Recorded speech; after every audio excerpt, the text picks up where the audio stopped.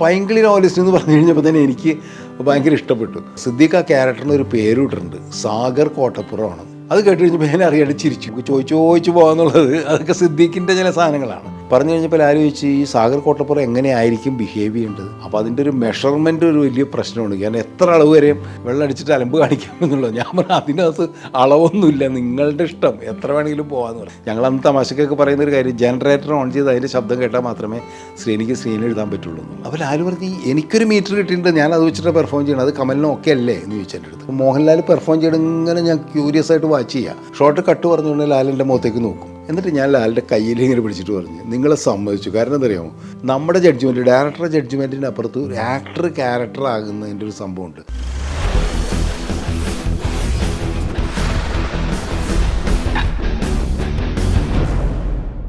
നമസ്കാരം, എൻ്റെ സിനിമാ വിശേഷങ്ങളിലേക്ക് വീണ്ടും സ്വാഗതം. ഞാനും ശ്രീനിവാസനും കൂടി കുറേ സിനിമകൾ നേരത്തെ ചെയ്തിട്ടുണ്ട്. പിന്നെ ഒരു ഗ്യാപ്പ് വന്നു, വേറെ ചില സിനിമകളായിട്ട് ഞാൻ പോയി, ശ്രീനിയും വേറെ തിരക്കുകളൊക്കെ ആയിട്ട് പോയി. അങ്ങനെ ഒരു 4-5 വർഷം ഞങ്ങൾ തമ്മിൽ വീണ്ടും പിന്നെ പടം ചെയ്തിട്ടില്ല. അങ്ങനെ ഒരു ദിവസം ഞാൻ വീട്ടിലിരിക്കുമ്പോൾ എനിക്കൊരു ഫോൺ വന്നു.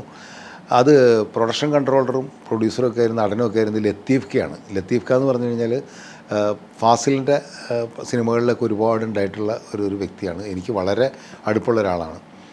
ലത്തീഫ് ക എന്നെ വിളിച്ചിട്ട് പറഞ്ഞ് കമല ഞങ്ങൾക്ക് വേണ്ടി ഒരു പടം ചെയ്ത് തരാമോ, ഞാനും വിന്ധ്യനും കൂടി ഒരു സിനിമ പ്രൊഡ്യൂസ് ചെയ്യാൻ പോവുകയാണ്. വിന്ധ്യൻ എന്ന് പറഞ്ഞു കഴിഞ്ഞാൽ ശ്രീനിവാസനെ വെച്ചിട്ട് നേരത്തെ പടം പ്രൊഡ്യൂസ് ചെയ്തിട്ടുള്ള പ്രൊഡ്യൂസറാണ്, വടക്കു കേന്ദ്രത്തിൻ്റെ പ്രൊഡ്യൂസറാണ് വിന്ധ്യൻ. എനിക്ക് വളരെ സൗഹൃദമുള്ള ഒരാളാണ്. അദ്ദേഹം സ്കൂൾ ഓഫ് ഡ്രാമയിലേക്ക് നാടകം പഠിച്ചിട്ട്, നാടകത്തിൽ അഭിനയിക്കാൻ വേണ്ടിയിട്ട് നാടകം പഠിച്ച് പിന്നെ നാടകത്തിലേക്കൊന്നും പോകാണ്ട് സിനിമയിലേക്ക് വരികയും സിനിമകൾ പ്രൊഡ്യൂസ് ചെയ്യുകയും ചെയ്ത ഒരാളാണ്. വളരെ പ്രസിദ്ധമായ സിനിമകളിൽ അത് എടുത്തിട്ടുള്ളൂ. ഒന്ന് ശാലിനി എൻ്റെ കൂട്ടുകാരി, പിന്നെ വടക്കു കേന്ദ്രം, അങ്ങനെയുള്ള സിനിമകളൊക്കെ പ്രൊഡ്യൂസ് ചെയ്തിട്ടുള്ള ആളാണ്. അപ്പോൾ വിന്ധ്യനും ലത്തീഫ് കെയോട് ചേർന്ന് പ്രൊഡ്യൂസ് ചെയ്യാൻ പോകുന്നു. ശ്രീനിവാസൻ സ്ക്രിപ്റ്റ് തരാമെന്ന് പറഞ്ഞിട്ടുണ്ട്, കമലിനായിട്ടൊന്ന് സംസാരിക്കണമെന്ന് പറഞ്ഞിട്ട് ഞങ്ങൾ അങ്ങോട്ട് വന്നോട്ടെന്ന് വെച്ചാൽ എൻ്റെ വീട്ടിലേക്ക് ഇവർ രണ്ടുപേരും കൂടി വരുന്നു. വന്നു കഴിഞ്ഞപ്പോൾ ലത്തീഫ് കെ എൻ്റെ അടുത്ത് പറഞ്ഞു സിദ്ദീഖിൻ്റെ ഒരു കഥയുണ്ട്, അത് സിദ്ദീഖ് ചെയ്യാൻ വേണ്ടി ആലോചിച്ചുകൊണ്ടിരിക്കുന്നതാണ്. പക്ഷെ ഞാൻ ചോദിച്ചു കഴിഞ്ഞാൽ, ഡയറക്ടർ സിദ്ദീഖിലല്ല സിദ്ദീഖ്, ഞാൻ ചോദിച്ചു കഴിഞ്ഞിട്ടുണ്ടെങ്കിൽ ആ കഥ തരും. പക്ഷേ ആ കഥ മുഴുവനായിട്ടില്ല എന്ന് സിദ്ദീഖ് എൻ്റെ അടുത്ത് പറഞ്ഞു. അത് ശ്രീനി എഴുതുകയാണെങ്കിൽ വളരെ നന്നായിരിക്കും. അപ്പോൾ അത് ശ്രീനി വേറെ ആളുടെ കഥ എടുക്കുമോ, അങ്ങനെ ഒരു പ്രശ്നമുണ്ട്. അപ്പോൾ ഞങ്ങളൊന്ന് കമലിനോടൊന്ന് സംസാരിക്കാം. അപ്പം ഞാൻ പറഞ്ഞു കഥ എന്താണെന്ന് എനിക്കറിയില്ലല്ലോ, ഞാൻ സിദ്ദീഖിനായിട്ട് വിളിച്ച് സംസാരിക്കാം. അല്ല, അപ്പോൾ വിന്ധ്യൻ എൻ്റെ അടുത്ത് പറഞ്ഞു 2 വരിയിൽ കഥയൊന്നുമല്ല, ഒരു ക്യാരക്ടർ പറയാം, ഒരു ചെറിയ സംഭവം പറയാം, അത് മാത്രമേ എനിക്കറിയുള്ളൂ, ബാക്കി സിദ്ദീഖിനോട് ചോദിച്ചാൽ അറിയുള്ളൂ എന്ന് പറഞ്ഞു. അപ്പോൾ എന്നോട് വിന്ധ്യൻ ആദ്യം പറഞ്ഞതെന്ന് വെച്ച് കഴിഞ്ഞാൽ ഒരു പൈങ്കിളി നോവലിസ്റ്റാണ്. ഈ പൈങ്കിളി നോവലിസ്റ്റ് ഗൾഫിൽ പോയി കുറേ പ്രശ്നമൊക്കെ ഉണ്ടായി, തിരിച്ചു വന്ന് നോവൽ എഴുതി. അയാളുടെ ഒരു സുഹൃത്തുണ്ട്, ആ സുഹൃത്തിനെ കാണാൻ വേണ്ടിയിട്ട് ഒരു സ്ഥലത്തേക്ക് ചെല്ലുന്നു. അവിടെ ഒരു പെണ്ണുമായിട്ട് ഭയങ്കര പ്രശ്നം ഉണ്ടാകുന്നു. ഈ നോവൽ എഴുതി ആ പെണ്ണിനെ ഹരാസ് ചെയ്യാൻ വേണ്ടിയിട്ട് അയാൾ കാണിക്കുന്ന കുറേ പ്രശ്നങ്ങളാണ് സിദ്ദീഖിൻ്റെ. ഒരുപാട് തമാശകളുണ്ട്. അപ്പോൾ ഒരു പൈങ്കിളി നോവലിസ്റ്റ് മോഹൻലാൽ, അപ്പോൾ ആ മോഹൻലാൽ അഭിനയിക്കണം എന്നുള്ളതാണ് ഇവരുടെ ആഗ്രഹം. ഞാൻ പറഞ്ഞു മോഹൻലാലിനോട് നിങ്ങൾ സംസാരിച്ചിട്ടില്ല, നമുക്ക് കഥയൊക്കെ ഓക്കെ ആണെങ്കിലല്ലേ സംസാരിക്കാനുള്ളൂ എന്ന് പറഞ്ഞു. അപ്പോൾ മോഹൻലാലാണ് ഇവരുടെ സിദ്ദീഖിൻ്റെ മനസ്സിലുണ്ടായിരുന്നു എന്ന് പറഞ്ഞു. അപ്പോൾ ഈ പൈങ്കിളി നോവലിസ്റ്റ് എന്ന് പറഞ്ഞു കഴിഞ്ഞപ്പോൾ തന്നെ എനിക്ക് ഭയങ്കര ഇഷ്ടപ്പെട്ടു. അപ്പോൾ വിന്ധ്യൻ പറഞ്ഞു സിദ്ദീഖ് ആ ക്യാരക്ടറിന് ഒരു പേരിട്ടിട്ടുണ്ട്, സാഗർ കോട്ടപ്പുറമാണ് കോട്ടപ്പുറം എന്ന് പറഞ്ഞു. അത് കേട്ട് കഴിഞ്ഞപ്പോൾ ഞാൻ അറിയാണ്ട് ചിരിച്ചു പോയി. അതെന്താണെന്ന് അറിയില്ല, അത് ചിലപ്പോൾ സിദ്ദീഖ് കൂടി ആയതുകൊണ്ടായിരിക്കും. കാരണം സിദ്ദീഖിൻ്റെ മനസ്സിലുള്ള ചില സംഭവങ്ങൾ ഉണ്ടാവില്ല, അതുകൊണ്ടായിരിക്കും ചിരിച്ചത്. ഞാൻ പറഞ്ഞു ഞാൻ സിദ്ദീഖിനോട് സംസാരിക്കാമെന്ന് പറഞ്ഞാൽ സിദ്ദീഖിനെ വിളിച്ചു, അവിടെ നിന്ന് തന്നെ വിളിച്ചു. അപ്പോൾ സിദ്ദീഖ് പറഞ്ഞു എന്നോട് ലത്തീഫ് ക പറഞ്ഞു ഇങ്ങനെ കമൽ ചെയ്യുകയാണെങ്കിൽ എനിക്ക് വളരെ സന്തോഷമുള്ളൂ, പക്ഷേ ശ്രീനി എഴുതുമോ, ശ്രീനിക്കത് എങ്ങനെ ഉൾക്കൊള്ളാൻ പറ്റും. ഞാൻ പറഞ്ഞു ശ്രീനിയോട് ഞാൻ സംസാരിക്കാം, ലത്തീഫും വിന്ധ്യനൊക്കെ സംസാരിക്കുമെന്ന് പറഞ്ഞു. അങ്ങനെയാണെങ്കിൽ കഥ ഞാൻ തരാൻ തയ്യാറാണ്, കമലാണെങ്കിൽ എനിക്ക് സന്തോഷമുള്ളൂ എന്ന് പറഞ്ഞു. അങ്ങനെ ഞാൻ ശ്രീനിയെ വിളിക്കുന്നു. അപ്പോൾ ശ്രീനിയോട് ഞാൻ പറഞ്ഞു ഇങ്ങനെ പൈങ്കിളി എഴുത്തുകാരനാണ്, സാഹിത്യകാരനാണെന്ന് പറഞ്ഞു. ഒരു സാഹിത്യകാരൻ പൈങ്കിളി എഴുത്തുകാരനെന്ന് പറഞ്ഞു. ശ്രീനി പറഞ്ഞു കൊള്ളാലോ, നമുക്ക് സിദ്ദീഖിനായിട്ടൊന്ന് ഇരിക്കാം, എന്തായാലും കഥയുണ്ടെങ്കിൽ നമുക്കത് മരുന്ന് ഡെവലപ്പ് ചെയ്യാമെന്ന് പറഞ്ഞു. അപ്പോൾ സിദ്ദീഖ് പറഞ്ഞ് ഇത്രയൊക്കെ തന്നെ സംഭവമുള്ളൂ, ബാക്കി നമുക്ക് ഉണ്ടാകണം. അങ്ങനെ ഞങ്ങൾ ആ പ്രോജക്റ്റ് തുടങ്ങാമെന്നുള്ളൊരു ആലോചന എത്തുകയും ഞങ്ങൾ സിദ്ദീഖും ഞാനും ശ്രീനിയും വിന്ധ്യനും ഒക്കെ ആയിട്ട് ഞങ്ങളിരുന്ന് ഡിസ്കസ് ചെയ്യണം. അപ്പോൾ കുറേ കാര്യങ്ങൾ സിദ്ദീഖ് ഇങ്ങനെ പറഞ്ഞു വന്നപ്പോൾ ശ്രീനി അതിനോടനുബന്ധമായിട്ട് പറഞ്ഞു, ഞാനും ചില കാര്യങ്ങൾ പറഞ്ഞ് അറിയാതെ ഒരു 3-4 ദിവസം ഇരുന്നപ്പോൾ തന്നെ ഈ ക്യാരക്ടറിൻ്റെ ഒരു പ്രത്യേക സ്വഭാവം, സാഗർ കോട്ടപ്പുറം ഇങ്ങനെയൊക്കെയാണ് എന്നുള്ളതിനെക്കുറിച്ച് ഒരു ധാരണ വന്നു എന്നുള്ളത്. അപ്പോൾ തന്നെ ഒരു ഭയങ്കര ഇൻട്രസ്റ്റിംഗ് ആയിട്ട് തോന്നി. ഈ സാഗർ കോട്ടപ്പുറവും ശ്രീനിവാസൻ ചെയ്ത ക്യാരക്ടറും തമ്മിലുള്ള തഹസീൽദാരും തമ്മിലുള്ള ഒരു ബന്ധമൊക്കെ രസമായിട്ട് വന്നു. അപ്പോൾ ഇത് എങ്ങനെ പിന്നീട് ഒരു കഥയായി ഡെവലപ്പ് ചെയ്യും എന്നുള്ളതായിരുന്നു ഞങ്ങളുടെ ആലോചന. പക്ഷേ ഇത് മോഹൻലാൽ ചെയ്യല്ലാതെ വേറെ ഒരാളെ നമുക്ക് അപ്പം സങ്കല്പിക്കാൻ പറ്റുന്നുണ്ടായിരുന്നില്ല. അപ്പോൾ ലാലിനോടൊന്ന് സംസാരിക്കണമല്ലോ എന്ന് പറഞ്ഞ് അങ്ങനെ ലത്തീഫ് കെ ഇന്ത്യനും പോയി ലാലിനോട് സംസാരിച്ചു. അപ്പോൾ ഞങ്ങളുടെ ഒരു കോമ്പിനേഷൻ എന്ന് പറഞ്ഞു കഴിഞ്ഞപ്പോൾ കമൽ, ശ്രീനിവാസൻ, സിദ്ദീഖിൻ്റെ കഥ എന്നൊക്കെ പറഞ്ഞു കഴിഞ്ഞപ്പോൾ ലാൽ പറഞ്ഞ് ഞാൻ ചെയ്യാം, കുഴപ്പമുണ്ടാവില്ല, രസമുണ്ടായിരിക്കുമല്ലോ, എന്തായാലും അവർ കഥ റെഡിയാക്കട്ടെ, അതിനനുസരിച്ച് നമുക്ക് ചെയ്യാമെന്ന് പറഞ്ഞു.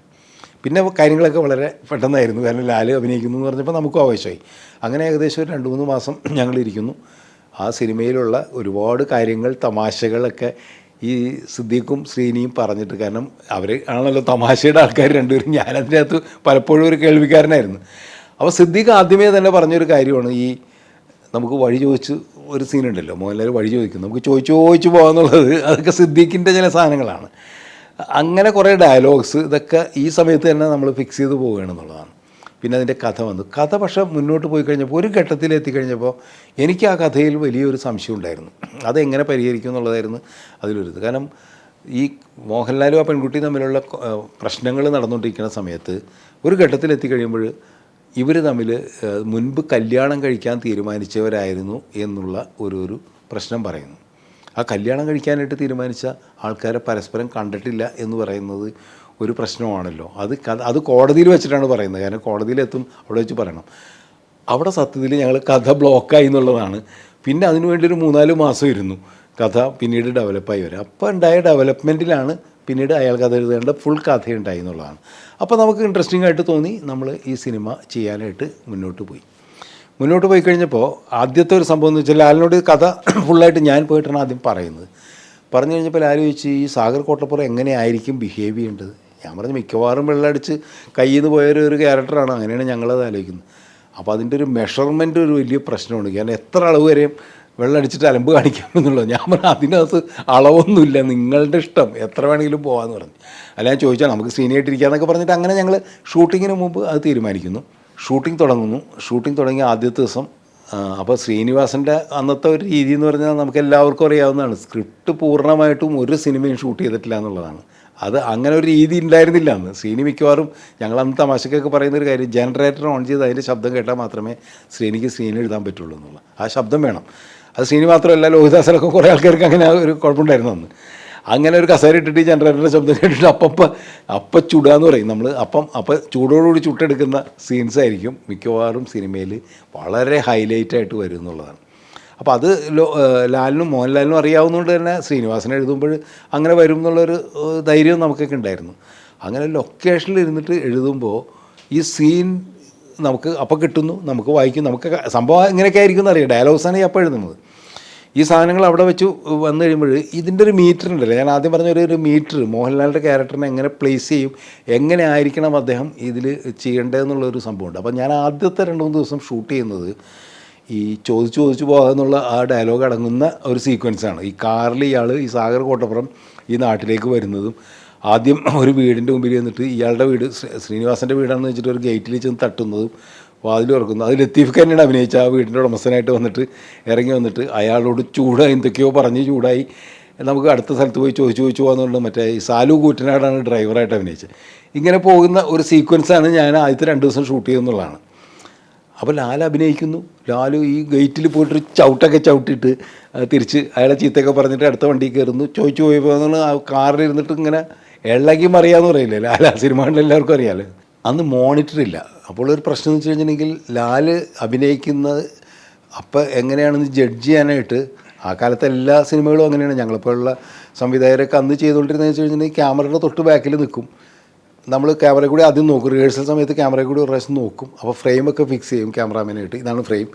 പിന്നെ നമ്മളിതെങ്ങനെയാണെന്ന് വെച്ച് കഴിഞ്ഞിട്ടുണ്ടെങ്കിൽ ആ ഫ്രെയിം നമ്മൾ മനസ്സിൽ സങ്കല്പിച്ചിട്ട്, ഞാൻ എപ്പോഴും ചെയ്യുന്നത് അങ്ങനെയാണ്, ആ ഫ്രെയിമായിരിക്കും എൻ്റെ മനസ്സിലുണ്ടാവുള്ളൂ. ആ ഫ്രെയിമിൻ്റെ അകത്ത് ആർട്ടിസ്റ്റ് പെർഫോം ചെയ്യുന്നത്, അല്ലെങ്കിൽ ഫ്രെയിമിൽ എന്തൊക്കെ നടക്കുന്നു എന്നുള്ളതാണ് നമ്മൾ ശ്രദ്ധിക്കുക. അത് മാത്രമേ കാണുകയുള്ളൂ. അതിൻ്റെ അപ്പുറത്ത് എന്ത് നടന്നാലും എന്ത് ബഹളം നടന്നാലും നമ്മളത് നോക്കുകയില്ല എന്നുള്ളതാണ്. ഇവിടെ ആക്ഷൻ പറഞ്ഞിട്ട് ആക്ഷൻ പറഞ്ഞു കഴിഞ്ഞാൽ പിന്നെ എൻ്റെ ലോകം എന്ന് പറഞ്ഞാൽ ആ ഫ്രെയിമാണ്. ആ ഫ്രെയിമിൽ നിൽക്കണം. അപ്പോൾ മോഹൻലാൽ പെർഫോം ചെയ്യണം ഇങ്ങനെ ഞാൻ ക്യൂരിയസ് ആയിട്ട് വാച്ച് ചെയ്യുക. ഷോർട്ട് കട്ട് പറഞ്ഞുകൊണ്ട് ലാലിൻ്റെ മുഖത്തേക്ക് നോക്കും. അപ്പോൾ ഓക്കെ ആണെങ്കിൽ അപ്പോൾ നോക്കും. പക്ഷേ ചില ഷോട്ടിൽ വരുമ്പോൾ ഇത് ഓക്കെ ആണോ ഇല്ലെന്ന് എനിക്ക് പറയാൻ പറ്റുന്നില്ല. ഇത് അങ്ങനെ ഒരു സിനിമയിലും സംഭവിച്ചിട്ടില്ല. അപ്പോൾ ഞാൻ ആ കൺഫ്യൂസ്ഡായി. അപ്പോൾ ലാലിൻ്റെ അടുത്ത് ഒരു 3-4 ഷോട്ട് കഴിഞ്ഞപ്പോൾ ചോദിച്ചു, എന്താ കമലെ പ്രശ്നം എന്താണ്? അല്ല, എനിക്കിതിൻ്റെ നമ്മൾ ആദ്യം മുതലേ സംസാരിച്ചുകൊണ്ടിരുന്ന ഒരു പ്രശ്നമുണ്ട്. കാരണം ഇതിൻ്റെ ഒരു ഡോസ് എങ്ങനെയാണ് ഈ സാഗർ കോട്ടപ്പുറത്തിൻ്റെ ഈ പെർഫോമൻസിൻ്റെ ആ ഒരു കൃത്യം മീറ്റർ കിട്ടുന്നില്ല.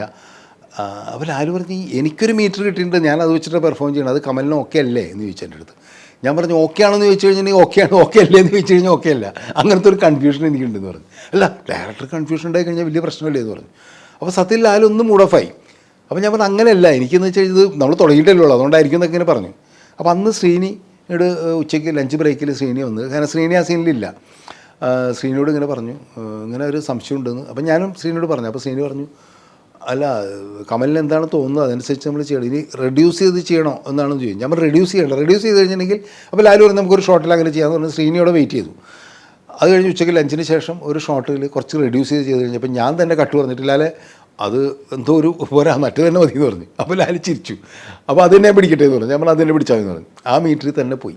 അപ്പോൾ അന്ന് വൈകുന്നേരം നമ്മൾ പറഞ്ഞ് നമുക്ക് എന്തായാലും മോണിറ്റർ ഇല്ലാത്തതുകൊണ്ട് നമുക്കിത് കണ്ട് ജഡ്ജ് ചെയ്യാൻ പറ്റുന്നില്ല. ഞങ്ങളന്ന് ചെയ്യാമെന്ന് പറഞ്ഞു കഴിഞ്ഞാൽ ഇത് എടുക്കുന്ന ഫസ്റ്റ് പ്രത്യേകിച്ചും ആദ്യത്തെ ദിവസങ്ങളിൽ ഷൂട്ട് ചെയ്യുന്ന അപ്പം തന്നെ ചെന്നൈയിലേക്ക് അയക്കും. അവിടെ ലാബിൽ ഇത് പ്രോസസ്സ് ചെയ്ത് നെക്സ്റ്റ് ഡേ അതിൻ്റെ അടുത്ത ദിവസമൊക്കെയാണ് ഇത് പിന്നെ റഷ് അടിക്കുന്നത്. റഷ് എന്നാണ് അതിന് പറയുന്നത്, കാരണം പ്രിൻ്റ് അടിക്കുക. പ്രിൻ്റ് അടിച്ചിട്ട് ആ പ്രിൻ്റ് നമുക്ക് കണ്ടു കഴിഞ്ഞാൽ മാത്രമേ ഇത് കറക്റ്റാണോ ഇല്ലയെന്നുള്ള അറിയാൻ പറ്റുള്ളൂ. അപ്പോൾ ഞാൻ അപ്പം തന്നെ എഡിറ്റർ വിളിച്ചിട്ട്, രാജഗോപാലൻ എഡിറ്റർ, എൻ്റെ എഡിറ്റർ വിളിച്ചിട്ട് പറഞ്ഞു ഞാനിങ്ങനെ നെഗറ്റീവ് അങ്ങോട്ട് അയച്ചിട്ടുണ്ട്, ഉടനെ എൻ്റെ ലാബിൽ പോയിട്ട് ഇത് ഡെവലപ്പ് ചെയ്ത് പ്രിൻ്റ് അടിച്ചിട്ട് നിങ്ങൾ അവിടെ നിന്ന് കാണണം, എന്നിട്ട് എന്നെ വിളിച്ച് പറയണമെന്ന് പറഞ്ഞു. അത് ഒരു ദിവസം കഴിഞ്ഞു. ഒരു 48 hours കഴിഞ്ഞപ്പോഴാണ് ഈ രാജഗോപാലൻ വിളിച്ചിട്ട് പറഞ്ഞു കണ്ടു, ലാല് രസമായിട്ടുണ്ടെന്ന് പറഞ്ഞു. അപ്പോൾ അന്ന് വൈകുന്നേരം തന്നെ ആ റഷസ് ഇങ്ങോട്ട് അയക്കാൻ പറഞ്ഞു. ഞങ്ങൾ ഇത് പടം ഷൂട്ട് ചെയ്തുകൊണ്ടിരിക്കുന്നത് കണ്ണൂരാണ്. അപ്പോൾ കണ്ണൂരിലേക്ക് അയക്കാൻ പറഞ്ഞു. കണ്ണൂരിലേക്ക് ഈ റഷ് വരുന്നത് 4ാമത്തെ ദിവസമാണ്. അപ്പോൾ ഈ 3 ദിവസം ലാല അഭിനയിച്ചുകൊണ്ടിരിക്കുക കേട്ടോ. അപ്പോൾ പിന്നെ ഞങ്ങളതങ്ങ് വിട്ടു, ഞങ്ങൾ അതേ മീറ്ററിൽ തന്നെ പിടിക്കാൻ തീരുമാനിച്ചു. അല്ലെങ്കിൽ നമുക്ക് മാറ്റി ആലോചിക്കാമെന്ന് വിചാരിച്ചിട്ട് ആ സീക്വൻസ് കഴിഞ്ഞ് വേറെ സീക്വൻസിലേക്ക് പോയി ഇങ്ങനെ അതേ മീറ്ററിൽ ഷൂട്ട് ചെയ്തിട്ടിരിക്കുന്ന റഷ് വരുന്നു. അപ്പോൾ ലാലിനോട് ഞാൻ പറഞ്ഞ് റഷസ് വരുന്നു, അപ്പോൾ നമുക്ക് ഷൂട്ടിങ്ങിന് മുമ്പ് അവിടുത്തെ ഒരു തിയേറ്ററിൽ, കണ്ണൂരിലുള്ള കവിത എന്തോ പറഞ്ഞിട്ട് തിയേറ്ററിൽ നമുക്ക് റഷ് കാണാമെന്ന് പറഞ്ഞിട്ട് തിയേറ്ററിൽ രാവിലെ തുറപ്പിച്ച് രാവിലെ 7 മണിക്ക് ശ്രീനിവാസനും ഞാനും മോഹൻലാൽ, ക്യാമറാമാൻ സുകുമാർ, ഞങ്ങൾ 4-5 പേര് ഇതിരുന്ന് കാണുക. ഇത് കണ്ടു കഴിഞ്ഞപ്പോൾ തുടങ്ങി കഴിഞ്ഞപ്പോൾ തന്നെ അപ്പോൾ തിയേറ്ററിൻ്റെ എന്ന് വെച്ചാൽ ഈ റഷസ് എന്ന് പറഞ്ഞാൽ ഡയലോഗ്സ് ഉണ്ടാവില്ല, ഒന്നും ഉണ്ടാവില്ല, വെറും പിക്ചർ മാത്രമേ ഉണ്ടാവുള്ളൂ. അങ്ങനെയുള്ളൂ. അപ്പോൾ ഡയലോഗ്സ് എന്താണെന്നുള്ളത് നമ്മൾ ഷൂട്ട് ചെയ്ത ആളായതുകൊണ്ട് എനിക്കറിയാം, ലാലിനറിയാതെ ഡയലോഗ് പറഞ്ഞതെന്നുള്ളത് അറിയാം, അതുകൊണ്ട് കുഴപ്പമുണ്ടാവില്ല, വേറെ ആൾക്കാർക്ക് കണ്ടൊന്നും മനസ്സിലാവില്ല. പക്ഷെ നമ്മളിത് കണ്ടു കഴിഞ്ഞ് 2-3 ഷോട്ട് കഴിഞ്ഞപ്പോൾ ഞാൻ അപ്പം തന്നെ അവിടെ ഇരുന്നിട്ട് തന്നെ ലാലിൻ്റെ കയ്യിൽ കുലുക്കി പിടിച്ചിട്ട് പറഞ്ഞു അല്ലേ ഒരു പ്രശ്നമില്ല, ഇത് പിടിച്ചാൽ മതി, ഈ മീറ്റർ തന്നെ പിടിച്ചാൽ മതി എന്നുള്ള. അപ്പോൾ ആലോചിച്ച് എന്താ അല്ല എനിക്കത് ഓക്കെയാണ്, കാരണം ഞാൻ ബിഗ് സ്ക്രീനിൽ കണ്ടു കഴിഞ്ഞപ്പോൾ സാഗർ കോട്ടപ്പുറം എനിക്ക് അങ്ങ് കാണാൻ പറ്റുന്നുണ്ടെന്ന് പറഞ്ഞു. അങ്ങനെ ഏകദേശം ഞങ്ങൾക്കൊരു 10 മിനിറ്റുള്ള റഷസാണ് ഉണ്ടായിരുന്നത്. അത് മുഴുവൻ കണ്ടു. ഞങ്ങൾ പുറത്തിറങ്ങി കഴിഞ്ഞപ്പോൾ ലാലോ എന്നോട് ചോദിച്ചു ഓക്കെ അല്ലേ? ഞാൻ പറഞ്ഞു 100% ഓക്കെയാണ്. അപ്പോൾ ശ്രീനി പറഞ്ഞു ഇത് പിടിച്ചാൽ മതി, ഈ മീറ്റർ പിടിച്ചാൽ മതി. എന്നിട്ട് ഞാൻ ലാലിൻ്റെ കയ്യിൽ ഇങ്ങനെ പിടിച്ചിട്ട് പറഞ്ഞു നിങ്ങളെ സമ്മതിച്ചു. കാരണം എന്താ അറിയാമോ, ഇത് അതാണ് ഒരു ആക്ടറുടെ ഒരു ഗുണം എന്ന് പറഞ്ഞാൽ ചില കാര്യങ്ങൾ നമ്മൾ കാണുന്നത് വെച്ചാൽ നമ്മുടെ ജഡ്ജ്മെൻറ്റ്, ഡയറക്ടറുടെ ജഡ്ജ്മെൻറ്റിന് അപ്പുറത്ത് ഒരു ആക്ടർ ക്യാരക്ടർ ആകുന്നതിൻ്റെ ഒരു സംഭവമുണ്ട്. അത് വളരെ പ്രധാനപ്പെട്ടൊരു കാര്യമാണെന്ന് എനിക്ക് പലപ്പോഴും തോന്നിയിട്ടുണ്ട്. നമ്മൾ ഈ വലിയ നടന്മാരിലേക്ക് കണ്ടിട്ടുള്ള ഒരു ക്വാളിറ്റി അതാണ്. കാരണം ഡയറക്ടർ ഒന്ന് സങ്കല്പിച്ചിട്ടുണ്ടാവും, ആക്ടർ ഒന്ന് സങ്കല്പിച്ചിട്ടുണ്ടാവുമായിരിക്കും ഈ ക്യാരക്ടറിനെ എങ്ങനെ, ഇത് 3-4 തരത്തിൽ ചെയ്യാമല്ലോ, ഏത് രീതിയിൽ വേണമെങ്കിലും ഈ ക്യാരക്ടറിനെ പെർഫോം ചെയ്യാൻ പറ്റും. പക്ഷേ ഈ സാഗർ കോട്ടപ്പുറം ഇങ്ങനെ ആയിരിക്കണം എന്നുള്ളത് ആ ആക്ടർ മോഹൻലാൽ മനസ്സിൽ കണ്ടു, അത് കറക്റ്റാണെന്നുള്ളത് പ്രൂവ് ചെയ്യണം. അത് കറക്റ്റാണ്. കാരണം ഞാനത് ആദ്യം പറഞ്ഞ മാതിരി തന്നെ അത് അത്ര വേണ്ട, കുറച്ചൊന്ന് മീറ്റർ കുറക്കുന്നു പറഞ്ഞിരുന്നെങ്കിൽ ആ സിനിമ മൊത്തം കുഴപ്പമായി പോയനായിരുന്നു. അപ്പോൾ ലാലത് ഇൻസിസ്റ്റ് ചെയ്യുകയും ഞാനത് ഓക്കെ അങ്ങനെ തന്നെ ചെയ്താൽ മതി എന്ന് പറഞ്ഞ ആ തീരുമാനമാണ് ആ സാഗർ കോട്ടപ്പുറം എന്ന് പറഞ്ഞ ക്യാരക്ടറിൻ്റെ ആ ഫണ്ണി സംഭവങ്ങളൊക്കെ അതുപോലെ നിൽക്കാൻ കാരണം. ഞാൻ പറഞ്ഞു വെച്ചാൽ ഇപ്പോഴത്തെ ജനറേഷനിലുള്ള ആക്ടർക്കോ ഡയറക്ടർക്കോ ആ പ്രശ്നമില്ല. കാരണം അപ്പം തന്നെ നമ്മളത് മോണിറ്ററിൽ കാണും, കറക്റ്റാണോ ഇല്ല എന്നുള്ളത് നമുക്ക് 2-3 പ്രാവശ്യം കണ്ടു നോക്കിയിട്ട് അപ്പോൾ ജഡ്ജ് ചെയ്യാൻ പറ്റും. ഞങ്ങളിപ്പോഴുള്ള ആദ്യകാലത്ത് സിനിമ എടുക്കുമ്പോഴൊക്കെ ഞങ്ങൾ അനുഭവിച്ചിരുന്ന ഒരു മെയിൻ പ്രശ്നം ഇതായിരുന്നു. കാരണം നമുക്ക് ജഡ്ജ്മെൻ്റ് എന്ന് പറയുന്നത് ഡയറക്ടറുടെ മനസ്സിലുണ്ടാകുന്നതാണ്. അങ്ങനെയാണ് ഈ സിനിമകൾ മുഴുവൻ ചെയ്തിട്ടുള്ളത്. അല്ലെങ്കിൽ ആക്ടർ എങ്ങനെയാണ് അതിന് ഉൾക്കൊള്ളുന്നു എന്നുള്ളതിനനുസരിച്ചാണ്. അക്കാര്യത്തിൽ മോഹൻലാൽ മലയാള സിനിമയിലെ ഇന്ത്യൻ സിനിമയിലെ തന്നെ ഏറ്റവും മികച്ച ഒരു ആക്ടർ എന്നുള്ളത് പറയാനുള്ളൊരു കാരണം കൂടി ഇതാണ്. പിന്നെ നമ്മളെല്ലാവരും പറയുന്നൊരു കാര്യമുണ്ട്, പലരും പല ഇൻ്റർവ്യൂവിലൊക്കെ പറഞ്ഞിട്ടുള്ളതാണ്, മോഹൻലാൽ എന്ന് പറഞ്ഞാൽ ഡയറക്ടറുടെ ആക്ടറാണ്. ഏത് ഡയറക്ടറെ സെറ്റിൽ ചെല്ലുന്നു ആ ഡയറക്ടറുടെ രീതിക്കനുസരിച്ച് മോഹൻലാൽ മാറും എന്നുള്ളതാണ്. നമ്മൾ മോഹൻലാലിനെ പറ്റിയിട്ട് തമാശ പറയുന്നൊരു കാര്യമാണ്. ഈ വെള്ളം പോലെയാണ് മോഹൻലാൽ. വെള്ളം ഏത് പാത്രത്തിൽ ഒഴിക്കുന്നു ആ പാത്രത്തിൻ്റെ ഷേപ്പ് ആവുമല്ലോ. വെള്ളത്തിന് അങ്ങനെ ഒരു സംഭവം ഉണ്ടല്ലോ. അതുപോലെയാണ് മോഹൻലാൽ. ഏത് സെറ്റിൽ ചെല്ലുന്നു, ഏത് ഡയറക്ടർ കൂടെയാണ് ആ ഡയറക്ടറുടെ ആക്ടറായിട്ട് മാറുന്നു എന്നുള്ളതാണ്. അതൊരു ക്വാളിറ്റി തന്നെയാണ്. അതുകൊണ്ട് തന്നെയാണ് എല്ലാവരും പറയുന്നത് ഡയറക്ടറുടെ ആക്ടറാണ് മോഹൻലാൽ എന്ന് പറയുന്നത്. പിന്നെ ആ പെൺകുട്ടിയോടുള്ള എന്താണ് പല സീനുകളിലുള്ള അലർച്ച കാര്യങ്ങളൊക്കെ ലാലുണ്ട്. ഞാൻ അവളെ ബലാത്സംഗം ചെയ്യാൻ പോകണമെന്നൊക്കെ പറയുന്നത് ചിലപ്പോൾ ഇന്ന് നമ്മൾ പറയണമെങ്കിൽ ചിലപ്പോൾ വേണമെങ്കിൽ അത് പൊളിറ്റിക്കലി ഇൻകറക്റ്റ് ആണെന്ന് തോന്നാവുന്നൊരു ഡയലോഗുണ്ട്. പക്ഷേ ആ സിനിമയിൽ അത് വീണ്ടും ഇപ്പോൾ കാണുകയാണെങ്കിൽ പോലും എനിക്ക് തോന്നുന്നില്ല ഇവിടുത്തെ നമ്മൾ സ്ത്രീപക്ഷക്കാർ പോലും അതൊരു സ്ത്രീവിരുദ്ധമായ ഡയലോഗാണെന്ന് തോന്നാത്ത രീതിയിലാണ് ലാൽ അതിനെ അവതരിപ്പിച്ചിട്ടുള്ളത്, ശ്രീനി അതിനെ എഴുതിയിട്ടുള്ളത്. പക്ഷെ പറയുന്നത് ശരിക്കും സ്ത്രീവിരുദ്ധമായ ഡയലോഗാണ്. ഈ ക്യാരക്ടർ സാഗർ കോട്ടപ്പുറത്ത് എന്ന് പറയുന്നത് അസൽ സ്ത്രീവിരുദ്ധനായിട്ടുള്ളൊരു കഥാപാത്രമാണ്. പക്ഷേ ഒരു സ്ഥലത്തും അത് മുഴച്ചു നിൽക്കാത്ത രീതിയിൽ ഈ ക്യാരക്ടറിനെ കൊണ്ടുപോകാനും കഴിഞ്ഞു എന്നുള്ളതാണ്.